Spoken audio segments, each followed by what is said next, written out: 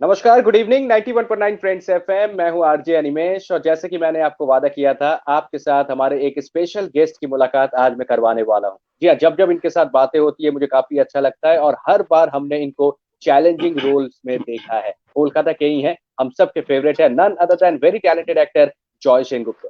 Joy da, first of all a very warm welcome to your 91.9 friends FM. Thank you so much for having me. नमस्कार, नमस्ते।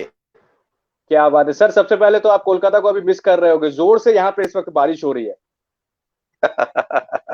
बारिश तो बंबई में भी हो रही है, लेकिन बारिश के अलावा मैं कलकत्ते को हर वक्त मिस करता हूँ, क्योंकि कलकत्ते की संस्कृति, कलकत्ते का खाना और कलकत्ते का दिल जो है, और कलकत्ते की जो लोगों के जो शक्ल पे जो मुस्कुराहट रहती है, उसको मैं बहुत मिस करता हूँ। क्या बात है सर, हम भी आपको बहुत मिस करते हैं। मैं लास्ट टाइम आपके साथ मुलाकात नहीं हो पाई थी, आप जब कोलकाता में आए जी, हुए थे तो मैं मिलने की बहुत जी, कोशिश की थी, लेकिन बंगाली मूवी के लिए आप आए थे और बात नहीं हो पाई थी। एनीवे, जी। लेकिन अभी इस वक्त हम बातें करने वाले हैं आपके नई मूवी क्लास ऑफ 83 को लेके। कंग्रेचुलेशंस, बहुत ही अच्छा रिस्पांस जो वो नजर आ रहा है और आपके कैरेक्टर को हाँ, यानी कि राघव देसाई को भी बहुत पसंद किया गया है। सर, ओवरऑल जी। एक्सपीरियंस है शेयर करो please. See, this is a very prestigious project because two institutions came together. बड़े बड़े दो इंस्टीट्यूशन स्तंभ जो हैं, एक है नेटफ्लिक्स ऑफ कोर्स, जो कि एक ग्लोबल इंस्टीट्यूशन है और आज के डेट में विश्व भर की सबसे बेहतरीन फिल्में नेटफ्लिक्स ही प्रोड्यूस कर रही है। और सेकेंड इंस्टीट्यूशन হচ্ছে গিয়ে red chillies is always right up there as far as quality and craft of cinema is concerned. তো करेक्ट। এই দুটো স্তম্ভ এক জায়গায় আসাতে কি হয়, যে প্ল্যাটফর্মটা অনেক বড় হয়ে যায়। সেখানে তুমি যে কন্টেন্টটা রাখবে সেটা স্পেসটাও অনেক বড় হয়ে যায়, রিচটাও অনেক বড় হয়ে যায়। কাজেই कई तरह के काम होते हैं जिनको हम इंडिपेंडेंट काम कहते हैं, जो छोटे पैमाने में किए जाते हैं। लेकिन जब आपको बड़ा प्लेटफॉर्म मिलता है तो वो स्पेस बड़ा होने की वजह से आप छोटा काम भी करेंगे तो वो काफी बड़े तरीके से देखा जाएगा, तो उसका इफेक्ट इम्पैक्ट कुछ अलग ही होता है। तो क्लास ऑफ 83 में मेरे काम के साथ भी ऐसा ही कुछ हुआ है।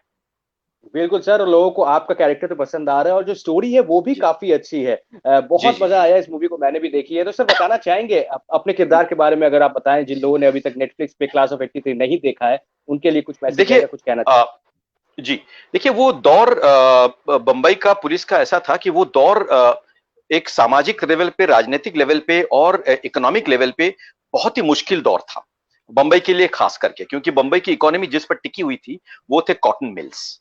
और उस दौर में कॉटन मिल्स धीरे धीरे बंद हो रहे थे, कुछ स्ट्राइक्स की वजह से और कुछ लॉकआउट की वजह से। और मुंबई की पूरी इकोनॉमी कॉटन मिल से बनी थी और कॉटन मिल के बंद होने से मुंबई की इकोनॉमी ध्वस्त हो गई थी। साथ ही साथ सबसे बड़ी बात यह है कि लाखों वर्कर्स जो है बेरोजगार हो गए थे, और बेरोजगार होने से असामाजिक तत्व बढ़ गए। हुआ ये कि जो वर्कर्स के जो बच्चे थे, जो बड़े थे, जो स्कूल या कॉलेज में पढ़ते थे, अचानक वो पढ़ नहीं पा रहे थे, क्योंकि वर्कर्स बेरोजगार थे, वर्कर्स शराबी हो गए थे, उनके बच्चे जो है उनके पास अवसर था, पैसे की जरूरत थी। तो एक बड़ा तबका अंडरवर्ल्ड में चला गया। अंडरवर्ल्ड ने इनको रिक्रूट किया, इन बेरोजगार वर्कर्स के बच्चों को रिक्रूट किया, उनके हाथ में कट्टा पिस्तौल दे दिया, 5,000 रुपया दे दिया और बोला कि इसको मारो या उसको मारो। इस तरह से मुंबई में अंडरवर्ल्ड शूटआउट जो शुरू हुआ या गैंगवार का जो शुरू हुआ, वो क्योंकि इतने इतने सारे बेरोजगार लोगों के बच्चे एकदम जो कहते हैं बेपंदी के लोटे की तरह घूम रहे थे। साथ ही साथ हम्म। कुछ और लोग थे, बच्चे थे, जो अपना फ्रस्ट्रेशन निकालने के लिए उन्होंने कुछ पॉलिटिकल पार्टीज ज्वाइन किया, जैसे शिवसेना ज्वाइन किया उन लोगों ने, तो वो वहां गए। तो एक तरह से केओस और वायलेंस का दौर था वो। पॉलिटिकल वायलेंस भी एकदम ऊपर था, और ये अंडरवर्ल्ड वाला वायलेंस भी ऊपर था। और मुंबई पुलिस के लिए ये एकदम नए तरीके का वायलेंस था, क्योंकि इससे पहले जो अंडरवर्ल्ड हाजी मस्तान के टाइम पे, वो थोड़ा दूसरे तरह का था। वो एक ओल्ड स्कूल वाला जी। अंडरवर्ल्ड था, जिसमें अंडरवर्ल्ड वाले कुछ नियम कानून मान के चलते थे। उनका एक एथिक्स होता था, वो उस एथिक्स के बाहर नहीं जाते थे, जो आपने दीवार फिल्म में देखी होगी। दीवार फिल्म में उस चीज को जी सर। टच किया। लेकिन 80s में अंडरवर्ल्ड खुली भैंस की तरह हो गई, तो उसको कंट्रोल करना बड़ा मुश्किल था। वो चारों तरफ से आपको उड़ाने में लगी हुई थी। तो इस वक्त मुंबई पुलिस में कुछ लोग थे जिन्होंने अपना दिमाग लगाया और कहा कि अंडरवर्ल्ड जिन नियमों को तोड़ के हमें तोड़ रही है, हम भी उसी तरह से कुछ नियमों को तोड़ के उनको तोड़ने की कोशिश करेंगे।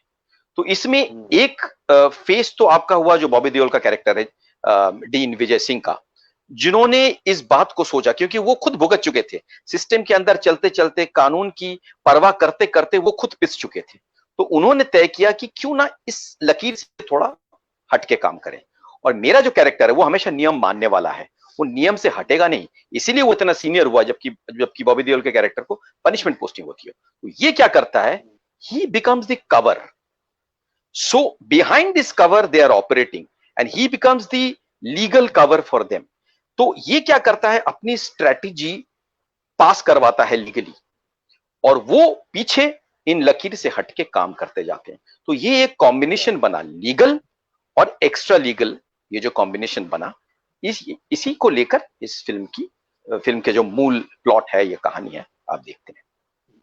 बिल्कुल बिल्कुल। और आपका किरदार हो या बॉबी सर का किरदार हो, काफी पसंद किया जा रहा है। तो फ्यू वर्ड्स पे बॉबी देओल कैसा लगा उनके साथ ये काम करके, क्योंकि एक बहुत ही अच्छे होनहार ऑफिसर का रोल भी प्ले कर रहे हैं। हाँ जी सर। जी, बॉबी देओल की सबसे बड़ी खूबी है कि वो बहुत अच्छे इंसान है, वो बहुत हम्बल इंसान है।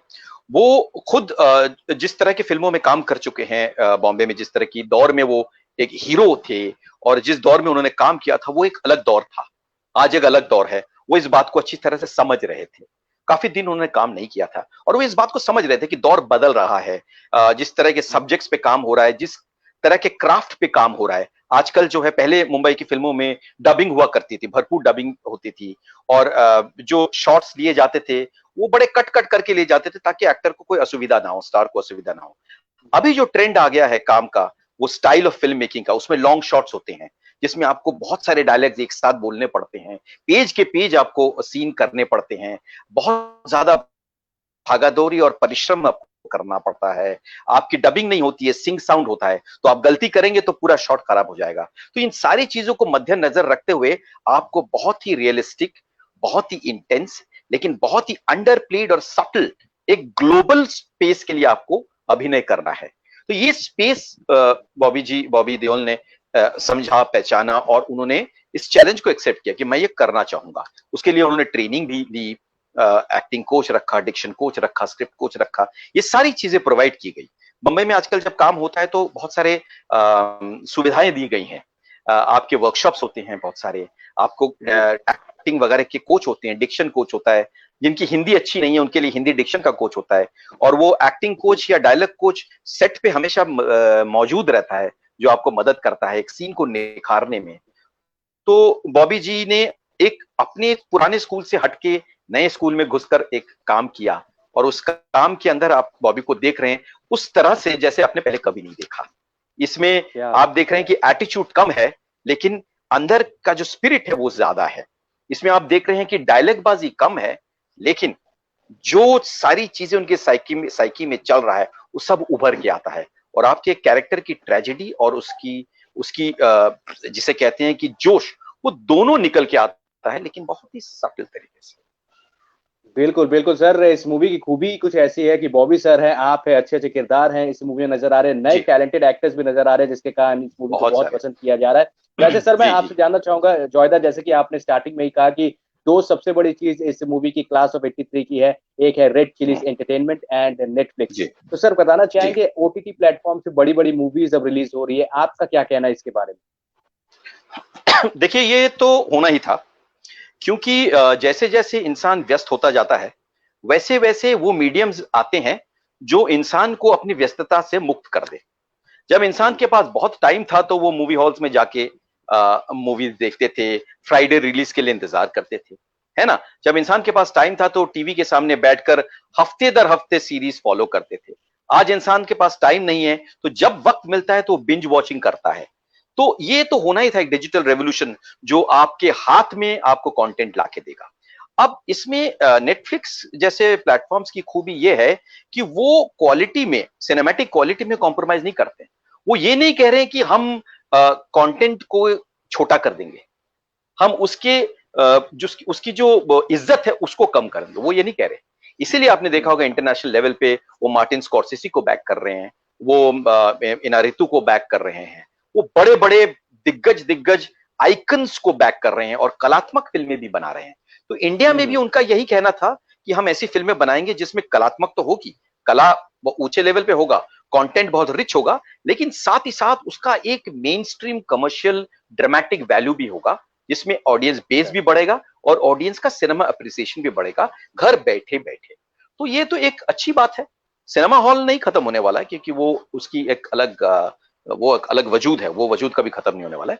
लेकिन नए मीडियम्स आपके जुड़ते जाएंगे, और आज 150 साल से जुड़ रहा है। रेडियो से सिनेमा आया, सिनेमा के बाद टेलीविजन आया, टेलीविजन के बाद वेब आ गया, और ये बढ़ता जाएगा। बिल्कुल आपने सही बात की है। देखिए सर, पहले आपके साथ मुलाकात होती थी, हम गले लगते थे और हम रेडियो इंटरव्यू किया करते थे। अब रेडियो इंटरव्यू जी, भी हम डिजिटली कर रहे हैं, तो ये बिल्कुल भी एक बिल्कुल। नया नया नया अंदाज है, नया तरीका जी है, जी न्यू जी नॉर्मल में जी आता है। तो सर मुझे बताना जी चाहेंगे, ये जो अभी लॉकडाउन का वक्त गया है, জয়দা কি কি করলেন জি।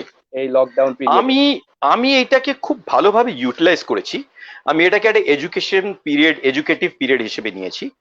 এটার মধ্যে আমার কোনো বোর্ডাম কিংবা কোনো সময় নষ্ট হচ্ছে এই লেভেলে আমি ভাবতেই পারিনি, কেননা প্রত্যেকটা দিন আমি নতুন কিছু শেখার জন্য নিজেকে ডেডিকেট করেছি। এবং visually thanks to internet and thanks to the web world, আমাদের কাছে এখন লাস্ট 50 বছরের কন্টেন্ট আমাদের স্মার্ট টিভিতে এসে গেছে কিংবা ফোনে এসে গেছে। আমি বাড়িতে বসে সকাল থেকে রাত্রি অবধি আমি বিবিসির বিবিসির পুরোনো ফুটেজ থেকে সেই সময় 1960s এর গ্রেটেস্ট অ্যাক্টরসদের ইন্টারভিউ মাস্টার ক্লাসেস দেখতে পাচ্ছি। আমি রয়্যাল শেক্সপিয়ার সোসাইটির ওয়ার্কশপস বাড়িতে বসে দেখতে পাচ্ছি। আমি শেক্সপিয়ার পারফরমেন্সেস এক জায়গায় নয়, 4-5টা আলাদা আলাদা জায়গায় করা পারফরমেন্স ফেস্টিভ্যাল, তার ফুটেজ দেখতে পাচ্ছি। লিটারেচার ফেস্টিভ্যালের প্রচুর কন্টেন্ট আমি বাড়িতে বসে দেখতে পাচ্ছি। আমি অভিনয়ের নানান রকম যে ক্লাসেস এবং ওয়ার্কশপস এবং স্টাইল এন্ড টেকনিক্স রয়েছে, যেগুলো আমি জানি, আমি পড়েছি, কিন্তু ভিজুয়ালি দেখা, যে আমেরিকাতে বসে মাইসনার টেকনিক নিয়ে ছেলেমেয়েরা এখন কি করছে, কিংবা ইংল্যান্ডে বসে ক্লাসিক্যাল টেক্সট নিয়ে লোকেরা কি চিন্তা ভাবনা করছে, কি ইউরোপে ইউরোপে তোমার বার্তল ব্রেস্টকে নিয়ে এখন কি কাজ হচ্ছে, এগুলো আমি বাড়িতে বসে দেখতে পাচ্ছি। আর প্রত্যেক দিনে আমি একটা নতুন নতুন মানে যে ছবি ডাইরেক্টর আমি ছবি দেখিনি, ক্লাসিক্যাল ডাইরেক্টর, তার এক দুটো করে ছবি দেখি, আর তার উপর যত কিছু চর্চা হয়েছে, ইন্টারনেটে চর্চা হচ্ছে, সেগুলো আমি দেখি। সেটা সাইলেন্ট ইরা হতে পারে কিংবা এখনকার ইরা হতে পারে। কাজেই আমি তো বলবো যে this lockdown has been for me, it has been a sort of an educational period where normally जब मैं काम करता था तो काम में व्यस्त रहने से आप ये नहीं कर पाते हैं। अब मिस चूंकि कर जाते हैं, हाँ, काम समय के नहीं था, कारण, हाँ, कम समय। लेकिन ये मेरे लिए काम है। साथ ही साथ मैं क्लासेस भी लेता हूँ, ऑनलाइन मास्टर क्लासेस लेता हूँ मैं, थिएटर एंड सिनेमा अप्रिसिएशन की क्लासेस लेता हूँ। एक्टिंग एक्टिंग की क्लासेस आप उस तरह से तो नहीं ले सकते हैं ऑनलाइन, क्योंकि ये फिजिकल एक्टिविटी है, लेकिन उसके साथ मैं अपने एक्सपीरियंसेस जो हैं चीजों को समझने का और बारीकियों से समझने का, वो मैं स्टूडेंट्स के साथ, बुद्धिजीवियों के साथ, वो मैं शेयर करता हूँ। बिल्कुल सर, जॉयदा मेरे पास आपके लिए बहुत सारे सवाल है, लेकिन ये एक शॉर्ट इंटरव्यू था। हमारा एक शो जी होता है सर रविवार की शाम सितारों के नाम, जहाँ पे पर्सनालिटीज जी आते हैं और वे अपने जी बारे में अपनी जर्नी हमारे साथ शेयर करते हैं। मैं सर उस इवेंट के लिए आपको मैं इनवाइट जी करना चाहूंगा। ये संडे को होता है, इसके बारे में हम जरूर बातें करेंगे। मैं चाहूंगा कि आप आए, अपने फैंस के साथ और ज्यादा आप श्योर, बातें करें। इसकी बिल्कुल लाइव स्ट्रीमिंग हमारे फ्रेंड्स एफएम के फेसबुक पेज पे करेंगे होती करेंगे। है। সেটা নিয়ে তো আমরা করবোই, কিন্তু thank you so much sir. जाते जाते जो लोग आपको देख रहे हैं इस वक्त, जी, पॉजिटिव रहने के लिए क्या करना चाहिए, क्योंकि जो वक्त जा रहा है वेलकम बहुत वेलकम। सारे लोग लो फील कर रहे हैं, उन सभी से कुछ कहना चाहेंगे सर? जी जी, मैं यही कहूंगा कि देखिए, हर अवसर को आप दो तरह से ट्रीट कर सकते हैं, पॉजिटिवली या नेगेटिवली। लेकिन आपकी खूबी तभी होगी जब आप नेगेटिव को पॉजिटिव में कन्वर्ट करें। तो एक नेगेटिव एटमॉस्फेयर में जब आपको दिक्कतें हो रही हैं, उस दिक्कतों से आप ये सीख सकते हैं कि दिक्कतों से कैसे जूझा जाए। जैसे कि बहुत से मध्यम वर्ग के लोग जिनके घर में नौकर चाकर आते हैं, वो बेबस हो गए थे, लेकिन उन्होंने सीखा कि अपने ऊपर कैसे निर्भरशील होना चाहिए, कैसे अपने घर में अपने घर की सफाई खुद कैसे करनी चाहिए। ये भी तो एक शिक्षा ही है ना। उसी तरह से आपकी पढ़ाई लिखाई तो कोई रोक नहीं सकता है। ये वो पीरियड है जब आप एक बड़े इंसान ही नहीं, एक ऊंचे दर्जे के जिसे कहते हैं स्कॉलर भी हो सकते हैं।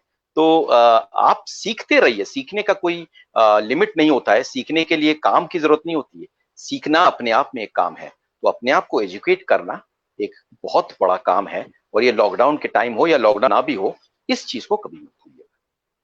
बिल्कुल सही बात आपने ये। थैंक यू सो मच जोयदा हमारे साथ बातें करने के लिए। एक बार फिर से कंग्रेचुलेशन क्लास ऑफ 83 के एंटायर टीम को मैं कहना चाहूंगा, ये मूवी लोगों को बहुत पसंद आ रही है, और जिन लोगों ने नहीं देखी है वो इस इंटरव्यू को देखने के बाद नेटफ्लिक्स पर जाकर जरूर इस मूवी को देखेंगे। Thank you so much Joyda, all the best and you are the thank best. You, thank you so thank you much. So much sir, take thank you care, so bye much. बिल्कुल bye. हमारे साथ थे live none other than हम सबके favourite mister Joy Sen Gupta, जिनके साथ हमारी बातें हुई थी 91.9 फ्रेंड्स एफएम पे। बातें की हमने उनकी मूवी क्लास ऑफ 83 के बारे में। नेटफ्लिक्स पर जाकर आप इस मूवी को देख सकते हैं। अपना ख्याल रखिएगा, अभी के लिए बस से इतना ही। Take care and good night.